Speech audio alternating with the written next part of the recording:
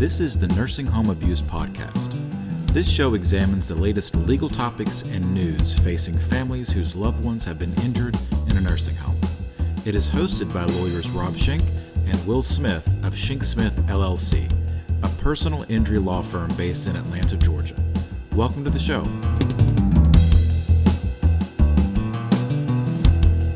Hello out there and welcome to episode 40 of the Nursing Home Abuse Podcast. How do I request a Georgia autopsy after a nursing home death? My name is Rob Schenk. And I'm William Smith. And we are Georgia trial lawyers concentrating in the areas of nursing home abuse and neglect, and your co-hosts guiding you through this particular episode. One of my... Could you hear that? Oh, yeah. Okay, sorry. It sounds delicious. To anyone that's listening, you'll know... It's an iced cold brew coffee that I got from the farmer's market. Okay. I grew up as a teenager in the 90s. As did I. As did Will. We're the same age. Pretty much. Approximately. We are, but 6 months. 6 months. So one of my favorite television shows was XFiles, which followed the adventures of two FBI agents who investigated paranormal cases. Unless this is going to be broadcast 50 years into the future, everyone knows what the X-Files is. I feel like if you were born... first of all, not everybody knew about the X-Files when it was happening. But second of all, people are younger than us. So I'm trying to... This is for their benefit. Okay. But anyway... the couple, it was Fox Mulder. He was the guy that believed in all this stuff. And Dana Scully. And Dana Scully was the redheaded lady that was the skeptic. But she was also a medical doctor. And I feel like there was an X-Files drinking game, which I did not participate in because I would have been too young. And I'm a non-drinker anyway. But there were drinking games. And the drinking game for X-Files, one of the times where you would take a shot was when Dana Scully, the character, played by Gillian Anderson, would do an autopsy on a body. So like somebody would be murdered and then the cut scene. Oh yeah. And she's got like a bunch of guts in her hands. And it's she's like putting them in that thing that weighs them. Yeah, exactly.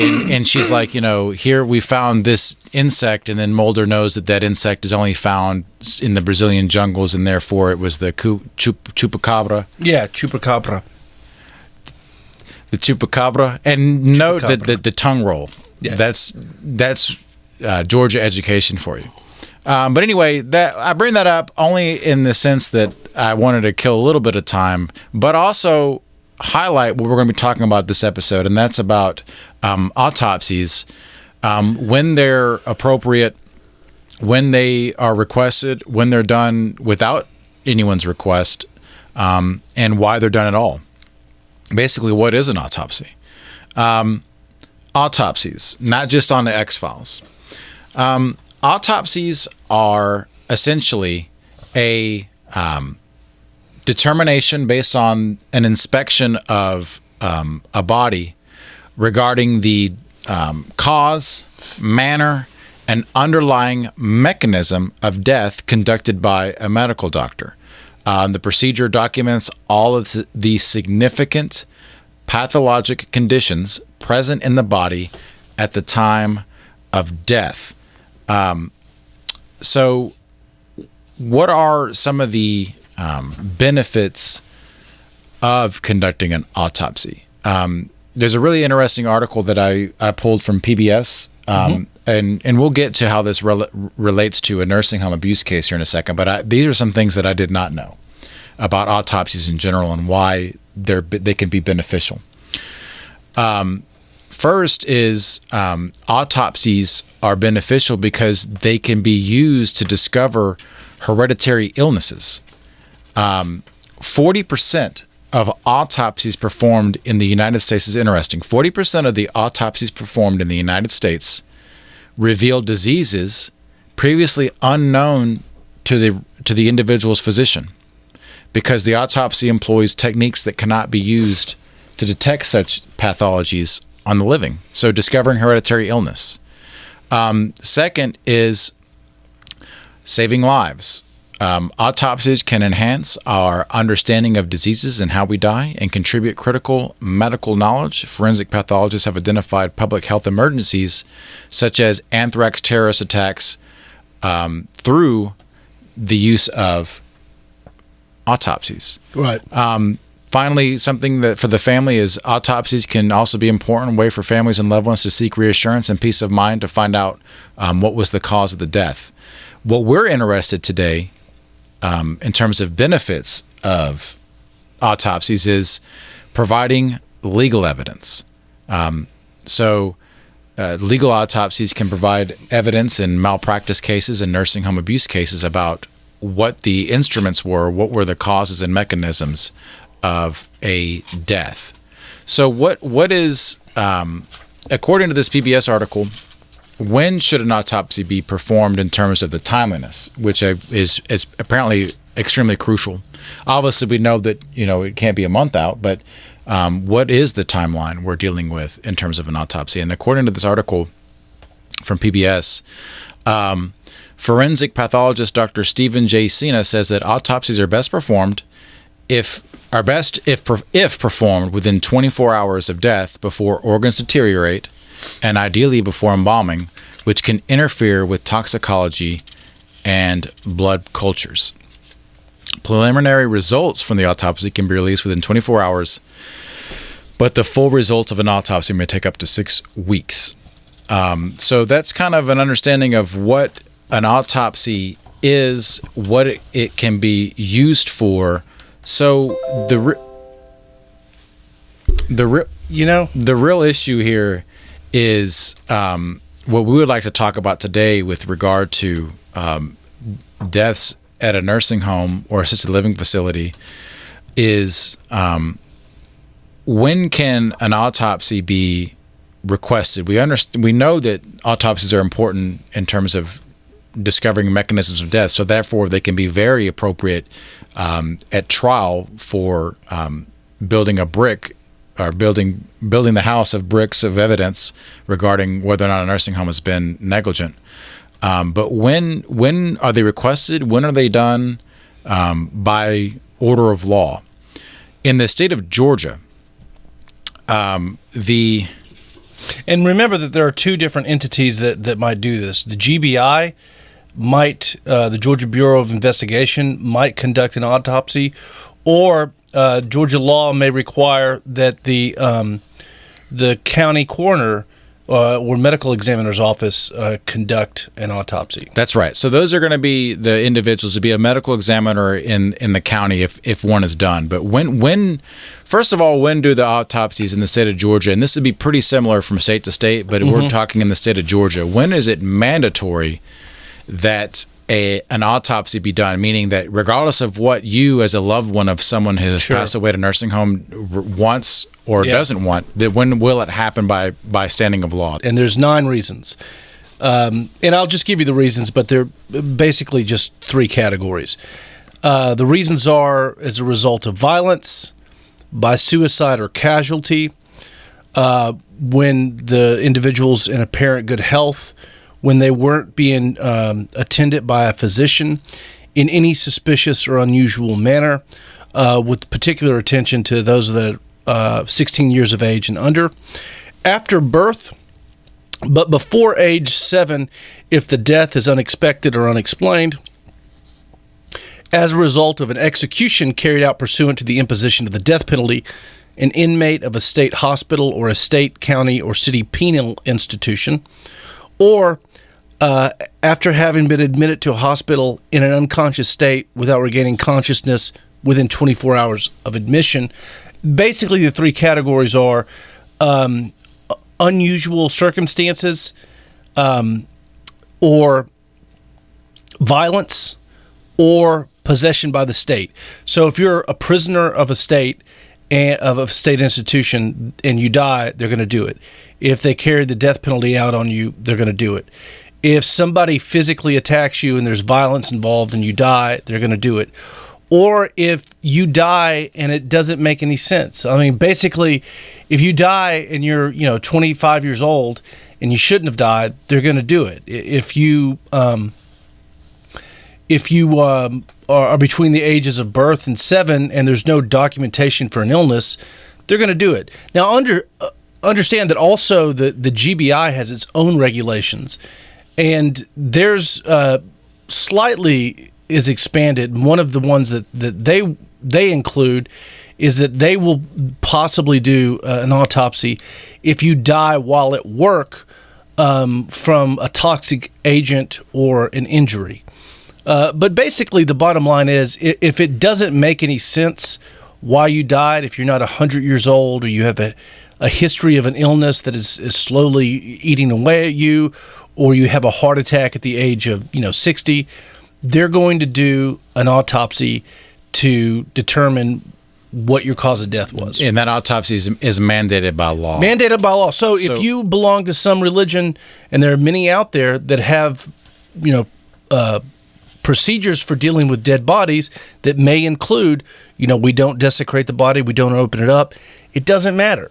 Because the point is, there is a suspicion of foul play. Yeah. In most of the time, there's a suspicion of foul play. And there's an overwhelming or overarching public concern, public interest in investigating the cause of death. But that's not to say that an autopsy will not be done by the state. It can be requested, and we'll get to that here in a few minutes. But what information is included in the autopsy report? The principal and main thing that's going to be included in an autopsy report by the medical examiner's office is going to be the determination of the cause and manner of death. And generally, that's going to be boiled down to 5 different categories. So 5 different determinations of the cause of death will be written by the medical examiner in that autopsy report. That is a death that is natural, accidental, via homicide, via suicide, or undetermined. So that's pretty much what the autopsy, that's the principle behind the autopsy, is to get to the bottom of why an individual passed. Who pays for the autopsy if it is performed by the state pursuant to the statute that we mentioned before that mandates particular autopsies be done? Mm-hmm. That is, the state does it. The GBI Medical Examiner's Office receives a state budget to perform autopsy services, and no charges are passed on to local agencies, coroners, or family members. The coroner having jurisdiction in the death is generally responsible for transportation of the body to and from the medical examiner's morgue facility. How long does it take to complete an autopsy and issue the autopsy report? Generally in Georgia, the autopsy, the dissection of the body, is usually completed in the same day it is received. Sometimes, though, it'll be the following day, and after dissection of the body is immediately released to the coroner having jurisdiction in the death. In most cases, as we mentioned, the autopsy report will be available in about 4 weeks. It looks like, based on the latest statistics, the autopsies are conducted by GBA medical examiners at the headquarters laboratory in Decatur, Georgia. Mm-hmm. And in the regional laboratories in Macon and Savannah. And Will and I have been to the medical examiner's office to talk to the medical examiner there in Decatur, Georgia, for a case that we handled about a year ago. We were at the Decatur medical examiner's office to talk about his findings. Yeah, absolutely.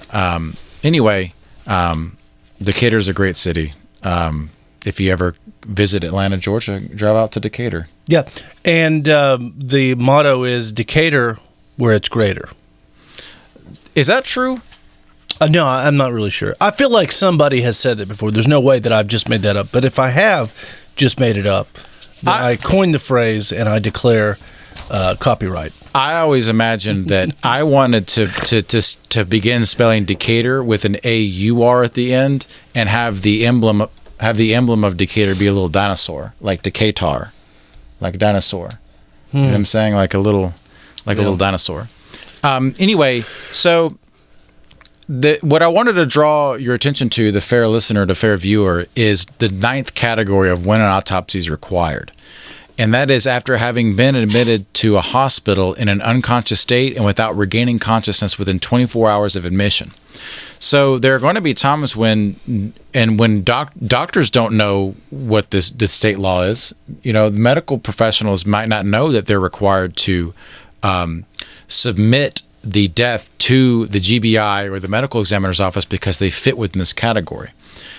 So it's important for you as the loved one of someone who's passed in a nursing home to know what your rights are in terms of making the government aware that your loved one falls into one of these categories, therefore mandating an autopsy, or requesting an autopsy be done by the state, or if both of those fail, requesting your own private autopsy. So with regard... Yeah, because I was going to say, you have to remember that just because there's a law mandating that this is what should occur, doesn't mean that hospital staff, the county coroner, or even sometimes GBI agents follow the law, not because they're trying to avoid it, because they just may not be paying attention, or they may be lazy, or they may not know. That's right. So, and the reason why I draw your attention to number 9 there is because that with many of our clients, that happens all too often. That happens all too often that their loved one lost consciousness at the nursing home, was taken to the hospital, unconscious, and then never regained consciousness, and therefore would kick in this law that requires it. So there are things that you can do, particularly in Georgia, depending on what county you're in, with regard to, my loved one died in a nursing home, and I believe that this was abuse, maybe intentional conduct. Maybe they don't fall into one of these 9 categories per se, but I think that this is unusual, and I think that this should be investigated, and I want the actual government to do it. I want the GBI, the medical examiner's office, to do it. Then you can generally submit a request to the medical examiner of your county. And I'm going to have Gene, can we get the Fulton County Medical Examiner Center image up on the screen?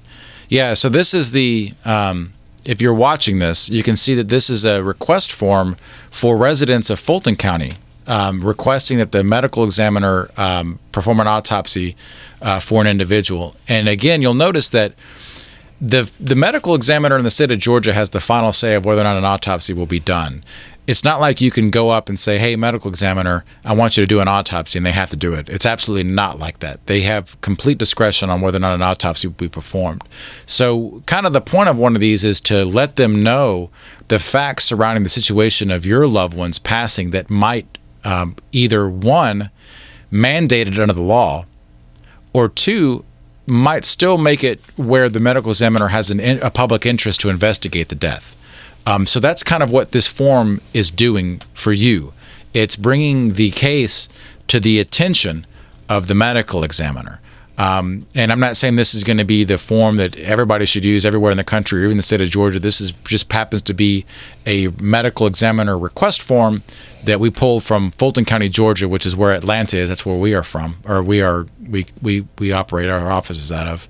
And that's how the process gets started. That's if your loved one passes and they are not automatically obligated to have an autopsy performed on them. Number 2, they don't fall under one of those categories, but you still want the medical examiner to conduct the autopsy. In the event that the medical examiner, regardless of what county you're in, refuses to conduct an autopsy, and it still might be beneficial for you to have an autopsy performed, but by a private entity, a private doctor that conducts the autopsy. So, with regard to private autopsies, autopsies that are done privately are generally not covered by Medicare or Medicaid, and definitely not carried by most insurance plans. So generally that's going to be something that's going to be paid for out of pocket, a private autopsy. So how expensive can private autopsies be? Well, you got to remember, not only do you have to pay for the examiner that's doing the autopsy, you're going to have to pay for the transportation of the body, which can be pretty expensive. They're not covered by Medicare or Medicaid or most insurance plans. And the autopsy itself can be between $3,000 and $5,000. That's not including the transportation of the body, which may run up to about $1,000. And you can get them where? Well, for a private one, the National Association of Medical Examiners has a list of resources to help find private autopsy providers. The College of American Pathologists also provides a list of board-certified pathologists that perform autopsies for a fee in approximately 18 states. So we'll flash up, or we'll provide a notation where you can follow the link to the National Association of Medical Examiners or the College of American Pathologists for your information regarding where you can get a private. You can hire a pathologist, a medical doctor, to perform a private autopsy for your loved one. So, in cases that we have litigated where there was an autopsy performed, nothing is slam dunk. You know what I'm saying? Like a death certificate is never slam dunk. Nothing is ever slam dunk, but it can be extremely beneficial for the case. It can be extremely beneficial in the evaluation conducted by the experts in your case if they can look back on the findings of a medical examiner. Yeah, absolutely. However, and this is something important to understand, that if your loved one passed away and you didn't get an autopsy and you're coming to us well after the time, which is not very long, a couple weeks later or a month later or a year later, and you never got an autopsy, it's not the end of your case. It's not the end of the world. Autopsies are extremely, important in cases where they're trying to prove that somebody was murdered, or maybe somebody died of a toxic agent. In our cases, the more information we have is good, and it can be helpful, but it is certainly not fatal to your nursing home negligence or abuse case if no autopsy was done. I'm not saying don't get one. I'm just saying if your loved one passed away and it didn't automatically fall into a required autopsy situation and you never paid to have one done, it's certainly not the end of the world. We have handled many cases and settled many cases where an examiner filled out a death certificate based on the medical history and what they determined was the cause of death without doing an autopsy, and that's perfectly fine. Not the end of the world. But of course, if you're in the moment that you can still request an autopsy, request it. More information is always helpful. That's right. Moving on to, we're going to talk about a case that happened out of Hollywood, California. Hollywood. A lawsuit was filed against the Motion Picture and Television Fund's Country House and Hospital in Woodland Hills, California. That's okay. The Motion Picture and Television Fund's Country House and Hospital. Is that like where... It's the industry's gold standard nursing home. Okay. So this is where, like,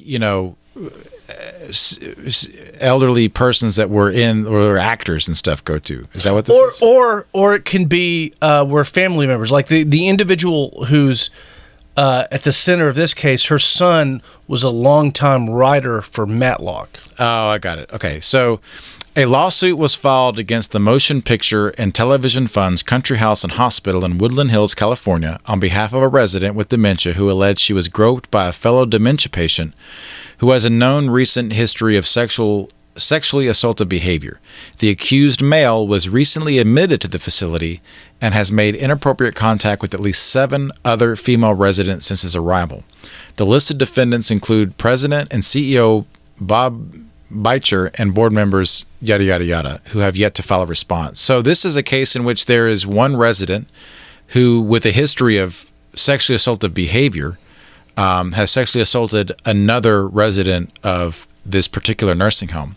So my question, Will, where is the liability at in this case? Like, why, if the nursing home is responsible for the actions of a resident, when is that an option, and why would it be an option? So in a case like this, the first thing you need to remember is that this individual, and I don't know if we mentioned this as we were giving the backstory, the individual in question has dementia. And someone with dementia doesn't get to choose the way that their brain reacts. It's like having a trauma to the brain. You can't control it. You can't stop it. It changes who you are, and you cannot control your behavior. You can't control your brain. You can't control your behavior. So it's incumbent upon the nursing home in a situation like that to be on alert for residents who might be prone to that type of behavior, especially someone who has a history of that type of behavior. So given that this individual has a history, the nursing home knew or should have known that he had a history and put in proper protections, it sounds like there is definitely potential to state a claim against the nursing home, meaning that the nursing home could be potentially liable for this. Then again, yeah, because it's not a slam dunk case, because they may have done due diligence and just not been able to discover that he had a history of this. And that's what this seems like they're saying. It says the Motion Picture and Television Fund Country House, the nursing home, told the Hollywood Reporter. Oh, this is from the Hollywood Reporter. That's the first for this podcast. We're getting a nursing home case article from the Hollywood Reporter, that it's unaware of previous incidents, and to its knowledge, none has involved a law enforcement response. To its knowledge, that often means we know or we should have known. And just FYI, one of the board members who is listed as a defendant is George Clooney. Do you think it's the George Clooney? I cannot imagine that it's not the. If my name was George Clooney, I would definitely be known as George. Like, I wouldn't be like, I'm going to go by my middle name. Like, I would be George Clooney. Yeah, I guess, You don't know anything about that. Right. Because your name is Will Smith. Right. Will Smith, yeah.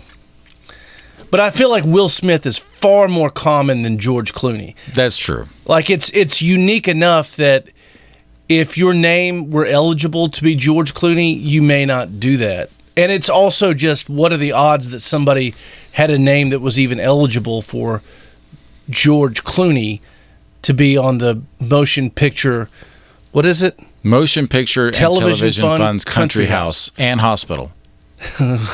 So that's an interesting case of liability that, it's going to depend on what that nursing home knew in terms of its own liability for that, which it looks to me that there's some holes in that article. Yeah. I mean, holes in their defense in that article, but they haven't filed a response, so we don't know. We'll follow that case. This next one comes to us from Westminster, Pennsylvania.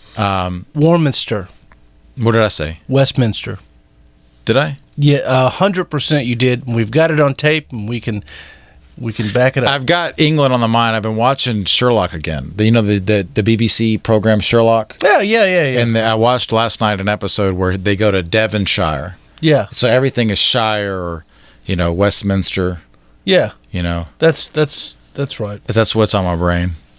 So in this instance, we have a daughter that's accusing a nursing home by the name of Majestic Oaks Nursing Center in Warminster, Pennsylvania, of neglect and abuse. It appears that at some point the nursing home called the daughter to say that, quote, "Just calling to let you know your mother fell. She's fine. Don't worry about it. She's okay. She's fine," end quote. Mm-hmm.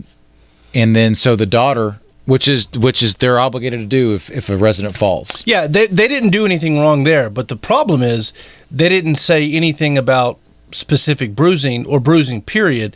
And then the daughter a couple days later says, "Hey, I'm coming up for a visit, just FYI. And then all of a sudden they call and they say, well, okay, that sounds good, but just to let you know, because of that fall, she's got bruising on her face and her back. So the daughter gets up there and sees the bruising, and she has a black eye. She's got bruising on her back, and it just doesn't pass the smell test. It doesn't look like the bruises from a fall. It looks like she was hit in the face and the back. So she's saying that it looks like the injuries and the bruising is consistent with being pushed down to the ground, being injured from that fall, and then being stepped on. So a couple things here, Will. Number one is, we've talked about this before, but what's the obligation of the nursing home to investigate the extent of internal injuries that are not clearly observed after a fall? Well, I mean, if there's any change in her behavior, if there's any change in her vital signs, if there's any change at all, then they're possibly going to face liability if they don't send her to the ER to be checked out, because the elderly are very susceptible to injuries. It's not hard to break an older person's rib on accident. It's not uncommon for them to have internal injuries, whereas those of us who are much younger, our bodies would be protected by muscle or even a layer of fat. That's right. And even at that, when you're dealing with an elderly person who has internal injuries but also suffers from cognitive impairments like dementia, they can't verbalize it that their collarbone is broken. They can't verbalize that they have a subdural hematoma. And that's when it becomes dangerous, particularly in cases of falls where the individual is on blood thinner. Because they can literally bleed out and they can't tell you. And just a little insight into something, if a resident leaves the nursing home and goes to the hospital and is admitted, then the nursing home is losing money because CMS, the Centers for Medicare and Medicaid Services, is now paying the hospital for the resident's stay, not the nursing home. So there is incentive, and I've spoken with a couple of our experts who work for nursing homes on this matter. There's a huge incentive for administrators and directors of nursing to say, well, do we really need to send this person out? No, let's not do that. Right. And that's when they start getting exposed to liability, especially if it comes down to, there is internal bleeding or injuries, hemorrhaging, hematoma, broken clavicle, and, they could have gotten treatment ahead of time or avoided death had they gone to the ER. So in this instance, we're looking at did the nursing home, did somebody push that person down? We don't know. Did that person fall due to the negligence of the nursing home? We don't know. Could the individual have just fallen? Possibly.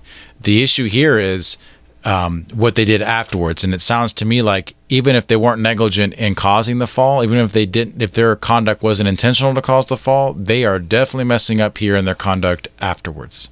And this also brings up a very unfortunate reality of nursing home cases, which is somewhat similar to daycare cases, which is that you have a victim who can't tell you what happened.